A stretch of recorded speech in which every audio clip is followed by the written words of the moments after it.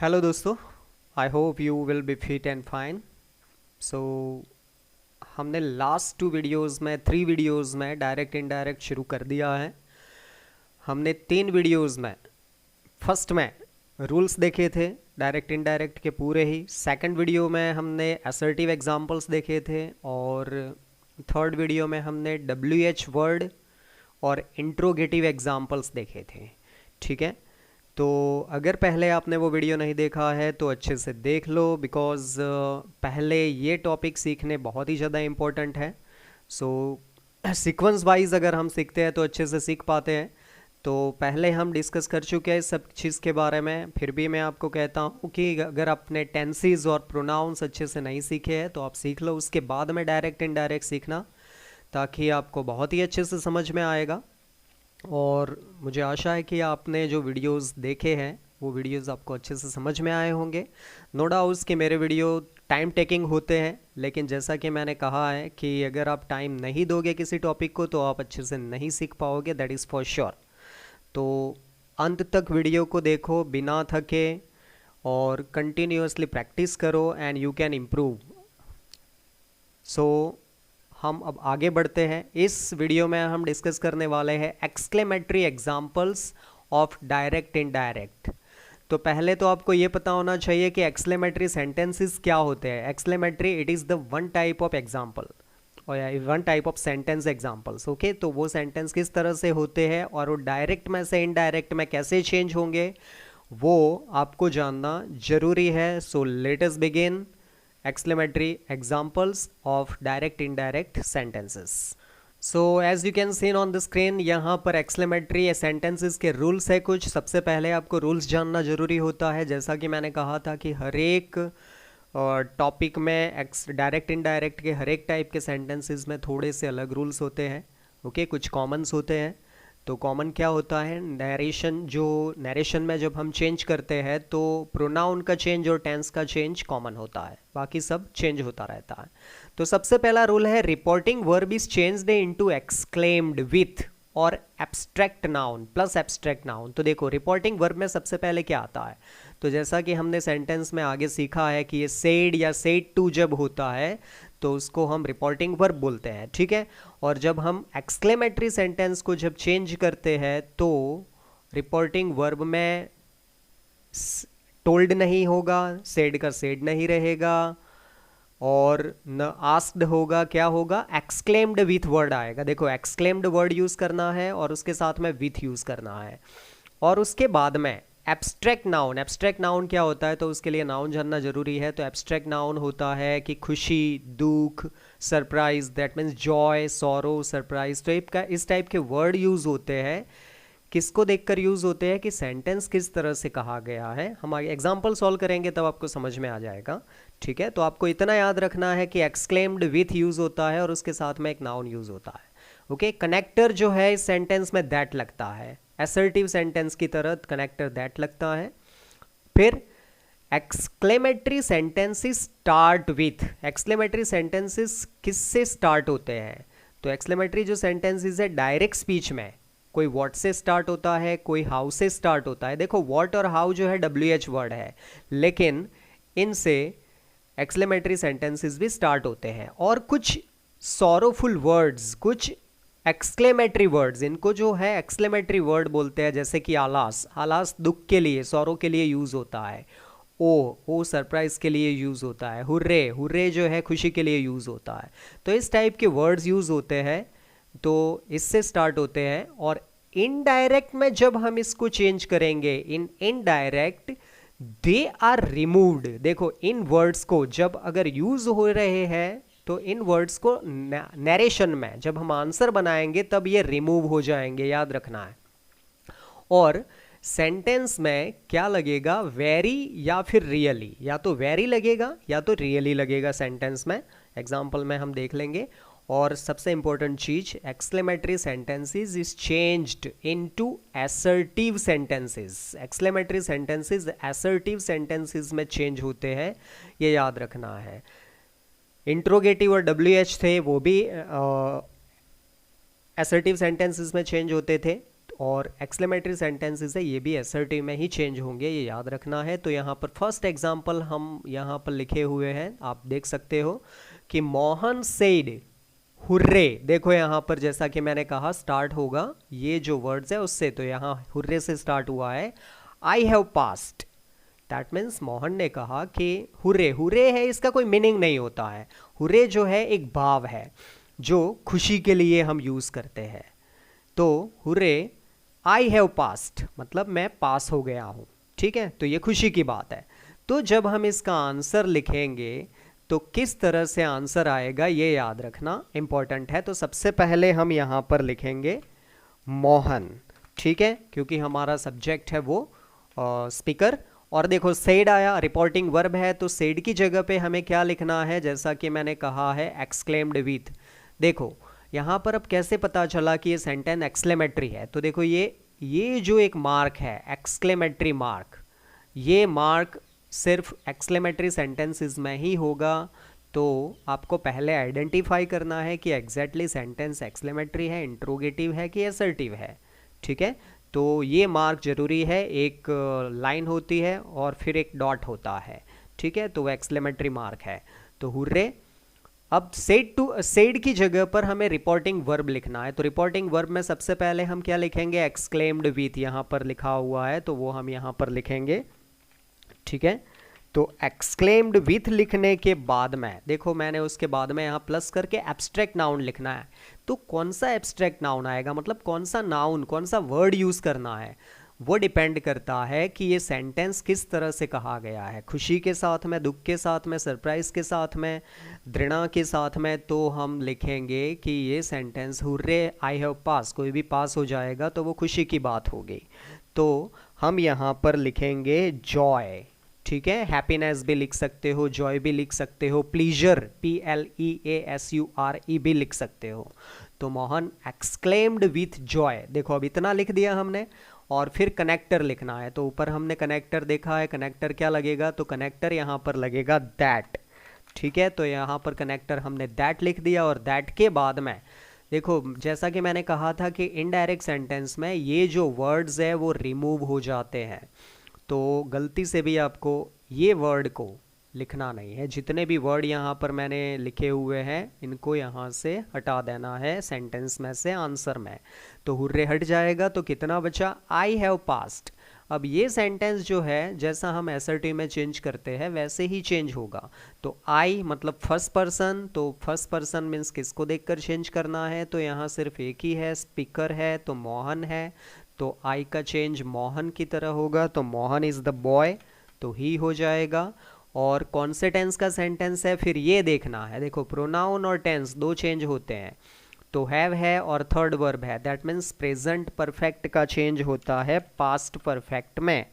तो यहाँ पर ये हमारा आंसर हो गया, Mohan exclaimed with joy that he had passed, ठीक है। So this is our answer. So इस तरह से आपको आंसर बनाना है।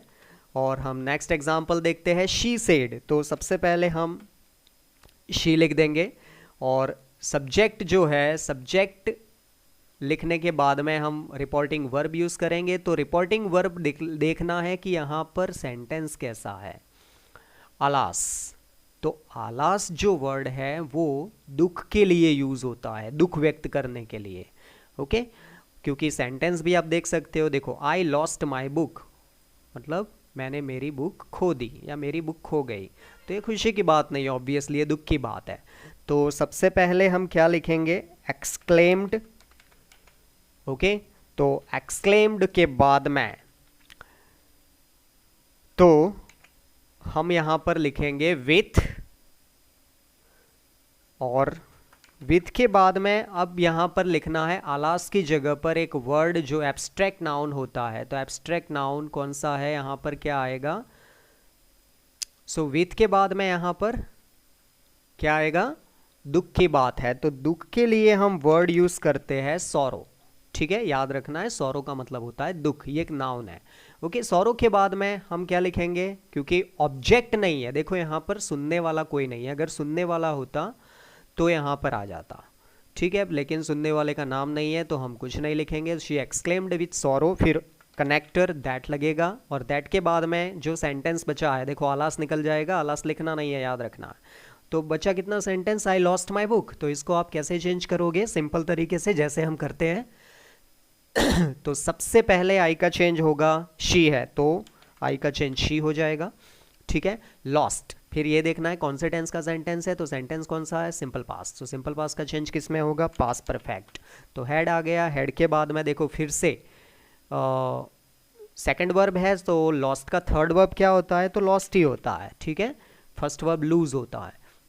और माई का चेंज क्या होगा, माई का चेंज होगा हर, क्योंकि यहाँ पर शी है ना। देखो शी है तो आई का तो फर्स्ट पॉजेसिव माई है, तो शी का फर्स्ट पॉजेसिव हर हुआ। आई होप कि आपने अभी तक, क्योंकि हमने असर्टिव एग्जाम्पल डिस्कस कर लिए, इंट्रोगेटिव और डब्ल्यूएच डिस्कस कर लिए, तो प्रोनाउन और टेंसेस आपको बहुत ही अच्छे से प्रिपेयर हो गए होंगे, ऐसा ही मानकर मैं चलता हूँ। अब मैं बार बार इसको अच्छे से एक्सप्लेन नहीं करूँगा। और अब बुक, पीछे एक ही वर्ड रहा है, तो अब हम बुक लिख देंगे और फिर फुल स्टॉप आ गया, तो ये हमारा आंसर बन गया, सेकंड आंसर। तो इस तरह से सेंटेंस चेंज हो गए। अब थर्ड एग्जांपल देखते हैं हम। तो थर्ड एग्जांपल में हम सबसे पहले सब्जेक्ट लिखेंगे, और सब्जेक्ट के बाद में हमें सेड की जगह पे रिपोर्टिंग वर्ब, लेकिन रिपोर्टिंग वर्ब किसको देखकर लिखना है, ये वर्ड कि सेंटेंस कैसा है। देखो तो ओ, इट इज़ वेरी ब्यूटीफुल, तो ओ जो है जनरली हम सरप्राइज के लिए यूज़ करते हैं। तो पहले तो एक्सक्लेम्ड यूज़ करना है, तो एक्सक्लेम्ड विथ सरप्राइज, है ना। तो एक्सक्लेम्ड विथ सरप्राइज लिख दिया, और फिर क्या लिखना है, दैट, क्योंकि ऑब्जेक्ट नहीं है तो दैट लिख दिया, और फिर आंसर लिखेंगे, ओ निकल जाएगा, तो इट्स वेरी ब्यूटीफुल। तो देखो इट्स है, तो इट्स की जगह पे, मतलब इट्स क्या है, इट इज़ है, इट्स क्या है, इट इज़ है। तो इट का चेंज क्या होता है, तो जनरली हम क्या करते हैं, इट का चेंज यहाँ पर दैट करते हैं, ठीक है। तो यहाँ पर दोबारा दैट आ सकता है, एक तो कनेक्टर है दैट, ठीक है, एक तो ऑलरेडी कनेक्टर है, लेकिन दूसरा इट का चेंज हम दैट करते हैं, तो इसलिए यहाँ पर हमने दैट किया है। इट का वैसे इट भी रख सकते हैं, कोई प्रॉब्लम नहीं है, लेकिन दैट है मोर सुटेबल वर्ड है, तो दैट आ गया। और दैट के बाद में इसका हो जाएगा वॉज, और वेरी का वेरी रहेगा, और ब्यूटीफुल का ब्यूटीफुल रहेगा। सो दिस इज अवर आंसर, ठीक है। He exclaimed with surprise that that was very beautiful, दो बार दैट आया है, कोई प्रॉब्लम नहीं है, क्योंकि एक तो दैट कनेक्टर है, और ये जो दैट है वो इट का चेंज हुआ है, तो आ सकता है। So there is no any problem. So अब हम नेक्स्ट एग्जाम्पल की तरफ बढ़। So as you can see the next example, Rohan said what a beautiful what a fearful sight it is। तो देखो ऊपर के जितने एग्जाम्पल देखे तो उसमें इस टाइप के वर्ड यूज़ हुए हैं, एक्सक्लेमेटरी वर्ड यूज़ हुए हैं, हुर्रे, अलास, ओ, और भी बहुत सारे वर्ड्स हैं जो यूज़ होते हैं, तो उसको इसी तरह से चेंज करना है, ठीक है। लेकिन इस एग्जाम्पल में थोड़ा सा डिफरेंट है, इसमें कुछ इस टाइप का वर्ड यूज़ नहीं हुआ है। आप देख सकते हो, Rohan said what a beautiful sight it is. तो ऊपर मैंने जैसे कि बताया था कि व्हाट और हाउ, ये दोनों वर्ड भी WH वर्ड है, लेकिन ये एक्सक्लेमेटरी वर्ड में यूज़ होते हैं। तो सबसे पहले हम रोहन लिख देंगे। अब यहाँ पर देखो लिखना है सेड। अब सेड की जगह पर रिपोर्टिंग वर्ब में एक्सक्लेम्ड विथ, तो सबसे पहले हम लिख देते हैं, ठीक है। तो एक्सक्लेम्ड विथ लिख दिया। अब एक्सक्लेम्ड विथ के साथ में हम क्या लिखेंगे, क्योंकि भाई ओ की जगह पर हमने सरप्राइज, अलास का सौरो, हुर्रे का जॉय लिख दिया। अब यहाँ तो कुछ समझ में नहीं आ रहा, तो सेंटेंस देखना है कि किस टाइप से, किस भाव से कहा गया है। What a fearful site it is. तो देखो फियरफुल मतलब डरावना, कुछ ऐसा है। तो यहाँ पर आप क्या लिख सकते हो, फियर, ठीक है। तो यहाँ पर फियर लिख सकते हो। अगर यहाँ पर फियरफुल की जगह पर ब्यूटीफुल होता तो आप यहाँ पर क्या लिख सकते थे, सरप्राइज लिख सकते थे, जॉय लिख सकते थे, ठीक है। तो याद रखना है। अगर दूसरी एक चीज़, अगर आपको समझ में नहीं आता है कि किस टाइप से सेंटेंस, किस भाव से सेंटेंस कहा गया है, तो फिर आपको सिर्फ और सिर्फ कितना लिखना है, only exclaimed, Rohan exclaimed that, इतना लिखना है, ठीक है। याद रखना है। अगर आपको समझ में ना आए कि किस टाइप से सेंटेंस पूछा गया है, फिर आपको विथ फियर लिखने की ज़रूरत नहीं है। या नाउन लिखने की ज़रूरत नहीं है। ओके, अब जब हम इसका आंसर बनाएंगे तो देखो पहले तो ये देखना है कि सेंटेंस व्हाट से स्टार्ट हुआ है, तो क्वेश्चन मतलब इंट्रोगेटिव भी हो सकता है, तो पहले क्या देखना है, पीछे का मार्क। तो एक्सक्लेमेटरी मार्क है, मतलब कि इसको एसर्टिव में चेंज करना है, तो व्हाट निकल जाएगा। WH वर्ड में हम व्हाट नहीं निकालते हैं, ठीक है, लेकिन इसमें व्हाट निकल जाएगा। तो सबसे पहले तो हम लिखेंगे दैट। अब व्हाट निकल के जब व्हाट सेंटेंस में निकल जाएगा तो सेंटेंस कितना बचेगा, इतना बचेगा। देखो, अ फियरफुल साइट इट इज़। तो सबसे पहले तो ये देखना है कि सेंटेंस में कोई सब्जेक्ट है कि नहीं है। तो सेंटेंस में सब्जेक्ट है, क्या है, देखो ईट है। क्या है, ईट हमारा सब्जेक्ट है, तो हम ईट को यहाँ पर सब्जेक्ट बनाएंगे, तो ईट का हम चेंज करेंगे दैट। इट का इट रख सकते हो, लेकिन दैट ज़्यादा सुटेबल है। अब दैट के साथ में हेल्पिंग वर्ब आएगा, तो उसके साथ में इज़ यूज़ हुआ है, देख सकते हो आप एग्जाम्पल में। तो इसका यहाँ पर हम यूज़ करेंगे वॉज, और वॉज के बाद में क्या बचा, अ फियरफुल साइट। तो देखो, जब हम, मैंने ऊपर एक रूल में बताया था कि जब हम वॉट और हाउ का चेंज करेंगे तो वेरी और रियली यूज़ करेंगे, तो वो हम यहाँ पर यूज़ करेंगे, ठीक है। तो दैट वॉज अ वेरी, हम यहाँ पर वेरी यूज़ करेंगे। वॉट के साथ में जनरली हम वेरी यूज़ करते हैं, हाउ के साथ में रियली यूज़ करते हैं। तो दैट वॉज अ वेरी, अब वेरी के बाद में कितना बचा, ये बचा है फियरफुल साइट। तो हम यहाँ पर ये वर्ड लिख देंगे, फियरफुल साइट। साइट का मतलब होता है दृश्य। तो दिस इज़ अवर आंसर। तो देखो, रोहन आ गया, सेड की जगह पर एक्सक्लेम्ड विथ आ गया, और विथ फियर जो है, अगर आपको भाव समझ में नहीं आता है सेंटेंस का तो आप एक्सक्लेम्ड ओनली यूज़ कर सकते हो, ठीक है। और फिर दैट से सेंटेंस कनेक्ट करना है, व्हाट निकल जाएगा, और फिर अ फियरफुल साइट इट इज़ का इट का दैट यूज़ हुआ, इसका वॉज हो गया, और एक ए यूज़ किया और उसके साथ में वेरी यूज़ किया, ठीक है, फियरफुल साइट का फियरफुल साइट। ओके, समझ में ना आए तो आप और रिवाइज करके देख सकते हो, अच्छे से एक्सप्लेन किया हुआ है, well explained, so you can just see it again and learn it. Fine, now let us move to the next sentence. So next sentence है, the boy said how lovely that house is. तो पहले तो हम इसका answer बना देते हैं। तो द बॉय, अब यहाँ पर एक्सक्लेम्ड है, ठीक है, तो एक्सक्लेम्ड। देखो, अब यहाँ पर समझ में जैसे कि नहीं आता है कि क्या है, किस भाव से कहा गया है, तो सिर्फ एक्सप्लेन लिखो, कोई प्रॉब्लम नहीं है। तो द बॉय एक्सक्लेम्ड दैट, ठीक है, ये भी करेक्ट सेंटेंस हो जाएगा। How lovely that house is. तो यहाँ पर हम टोल्ड या सेड नहीं लिख सकते, याद रखना है, क्योंकि सेंटेंस एक्सक्लेमेटरी है। देखो, पीछे एक्सक्लेमेटरी मार्क है, ये आपको ध्यान रखना है, ठीक है। तो देखो, ये सेंटेंस हाउ से स्टार्ट हुआ है, तो अब दैट लिख दिया, हाउ निकल जाएगा। और सेंटेंस में पहले तो सब्जेक्ट देखना है कि कोई ऐसा वर्ड है जिससे सेंटेंस स्टार्ट हो सकता है, तो यस है, देखो दैट हाउस, क्या है, दैट हाउस है, वो हमारा सब्जेक्ट बनेगा। तो यहाँ पर दोबारा दैट आ जाएगा और हाउस आ जाएगा, ठीक है। और हाउस के बाद में इज है, तो इसका पास्ट हो जाएगा वॉज, और फिर यहाँ पर आर्टिकल लगेगा और रियली लवली, ऐसे सेंटेंस बनेगा आपका।